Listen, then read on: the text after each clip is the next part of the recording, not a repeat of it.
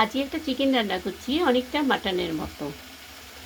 পেঁয়াজ আদা রসুন যা দেয় সবই দিয়েছি, দিয়ে সম্বার দিয়েছি, তেজপাতা, শুকনো লঙ্কা, গরম মশলা যেটা দেয় দিয়ে কষিয়েছি।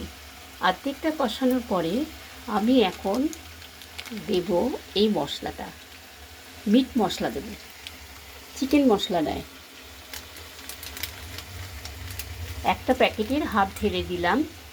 এখানে 800 মতো মাংস আছে, হাফ দিলাম, পুরো দিলাম না, 1 কেজিতে একটা প্যাকেট লাগে।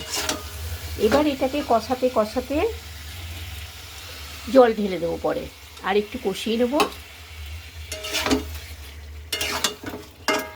এটাকে যদি পাতলা ঝোল খেতে চান, পেঁপে আলু সেদ্ধ করে নেবেন, আলাদা সেদ্ধ করে নিয়ে ঝোলটা দিয়ে দেবেন।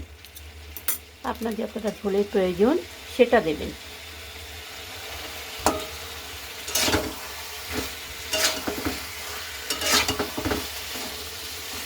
পেঁপে আলু সেদ্ধ করার সময় সামান্য একটু নুন দিয়ে দেবেন, নুনটা টান টান হয়ে যাবে, নাহলে কম পড়ে যাবে।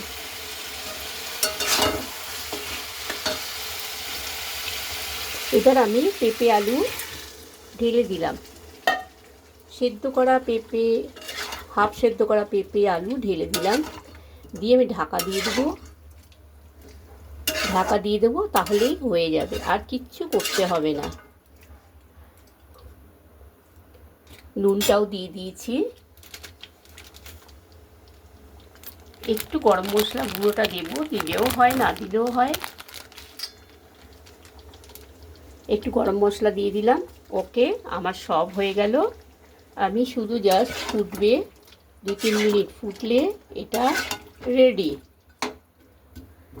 কে যতটা ঝোল দেবেন সেটা দিয়ে দেবেন। আমি ঢেকে দিলাম, আমার হয়ে গেলে আমি অফ করে দেব। বাই।